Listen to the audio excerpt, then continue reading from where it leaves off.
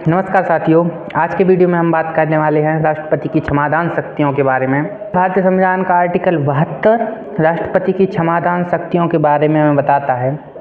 राष्ट्रपति को विभिन्न प्रकार की शक्तियां प्रदान की गई हैं अकॉर्डिंग टू इंडियन कॉन्स्टिट्यूशन। जैसे कि राष्ट्रपति के साथ कार्यकारी शक्तियां होती हैं जिसको हम एग्जीक्यूटिव पावर कहते हैं। राष्ट्रपति के पास विधायी शक्तियाँ भी होती हैं। राष्ट्रपति के पास राजनीतिक शक्तियाँ भी होती हैं, मीन डिप्लोमेटिक पावर जिनको हम बोलते हैं। इसके अलावा और भी कई सारी शक्तियाँ राष्ट्रपति के पास होती हैं। उसी में राष्ट्रपति की एक शक्ति क्षमादान की शक्ति भी है।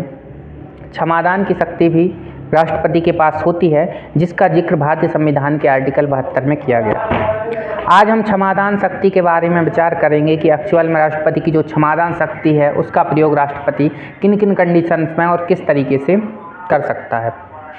देखिए, क्षमादान शक्ति का प्रयोग राष्ट्रपति 5 तरीके से कर सकता है।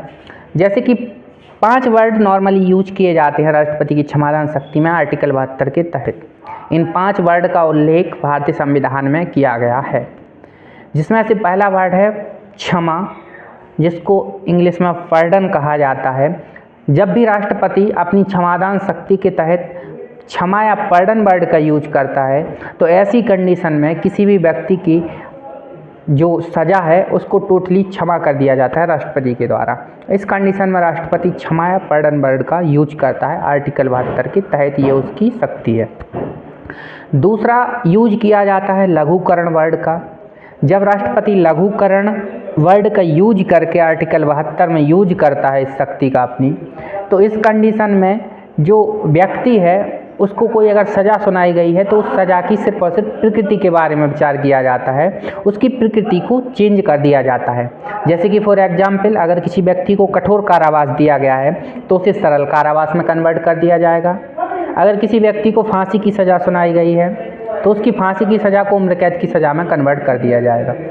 मीन्स उसकी जो सज़ा है उसके नेचर को, उसकी प्रकृति को चेंज कर दिया जाता है लघुकरण का यूज करके, जब भी राष्ट्रपति आर्टिकल 72 का अपनी क्षमादान शक्ति का प्रयोग करता है। तीसरा वर्ड इसमें राष्ट्रपति द्वारा यूज किया जाता है परिहार शब्द का। जब भी राष्ट्रपति आर्टिकल 72 के तहत परिहार शब्द का यूज करता है तो उसमें जो आरोपी है उसकी जो सज़ा है उसके टाइम के बारे में विचार किया जाता है। मीन्स उसकी टाइमिंग को कम किया जा सकता है। जैसे कि फॉर एग्जाम्पल, अगर किसी को 10 साल की सज़ा दी गई है तो उसे 5 साल की सज़ा में कन्वर्ट कर देगा राष्ट्रपति। अगर किसी को 20 साल की सज़ा है तो उसे 10 साल में कन्वर्ट कर देगा। मीन्स उसकी सज़ा के टाइम पीरियड को वो कम कर सकता है जब भी राष्ट्रपति परिहार शब्द का यूज करता है आर्टिकल 72 के तहत। अगला जो शब्द यूज किया जाता है विराम शब्द का यूज किया जाता है आर्टिकल 72 के तहत राष्ट्रपति द्वारा। जब राष्ट्रपति विराम शब्द का यूज करता है आर्टिकल 72 के तहत तो उसमें अगर जैसे कि फॉर एग्जाम्पल हेल्थ इशू है अगर किसी व्यक्ति को, तो उस कंडीशन में कुछ समय के लिए उसकी सज़ा को एक तरह से रोक दिया जाता है राष्ट्रपति द्वारा।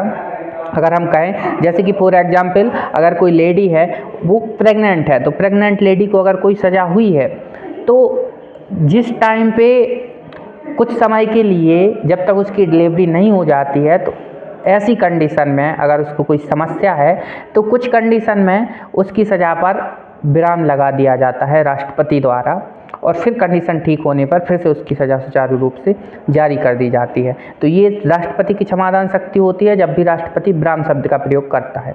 और लास्ट जो 5वां वर्ड है प्रविलंबन।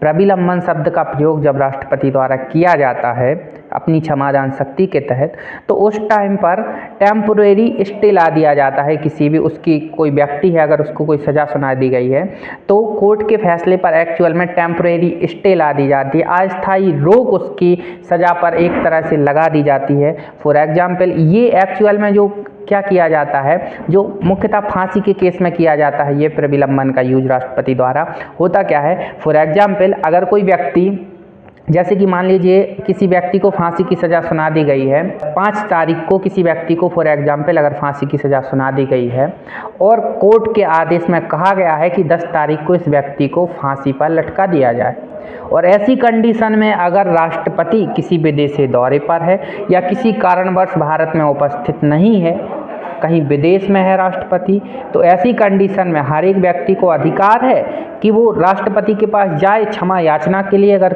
किसी व्यक्ति को फांसी की सज़ा सुनाई गई है तो। लेकिन चूँकि राष्ट्रपति अवेलेबल नहीं है इंडिया में उस टाइम पे, किसी विदेशी दौरे पर है, और राष्ट्रपति का जो आना तय है वो इसकी फांसी की डेट से बाद का आना तय है, तो ऐसी कंडीशन में क्या किया जाता है कि उसके एप्लीकेशन पर जब तक राष्ट्रपति विचार ना कर ले उस टाइम तक इसके जो सज़ा है उस पर अस्थायी रोक लगा दी जाती है कुछ टाइम के लिए। तो जब भी प्रविलंबन वर्ड का यूज किया जाता है, इसको स्पेशली फांसी के केस में ही यूज किया जाता है, तो उस टाइम पर जो उसकी सज़ा है उस पर अस्थायी रोक मीन्स टेम्पोरेरी स्टे ला दिया जाता है। तो आर्टिकल 72 के तहत राष्ट्रपति इस तरीके से अपनी क्षमादान शक्ति का प्रयोग 5 तरीके से कर सकता है। 5 वर्ड का इसमें उल्लेख है, जिसमें पहला क्षमा है, दूसरा लघुकरण है, तीसरा परिहार है, चौथा विराम है और 5वां प्रविलंबन है। इन 5 वर्ड का यूज किया जाता है आर्टिकल 72 के तहत। आर्टिकल 72 में राष्ट्रपति की क्षमादान शक्तियों का वर्णन किया गया है। आई होप स्टूडेंट आपको वीडियो अच्छा लगा होगा। अगर वीडियो अच्छा लगा हो तो वीडियो को लाइक कीजिए, कमेंट कीजिए, चैनल को सब्सक्राइब जरूर कर लीजिएगा। Thank you very much. मिलते हैं किसी नए लेक्चर में किसी नए टॉपिक के साथ। तब तक के लिए bye bye, take care, hope you like it. Thank you very much.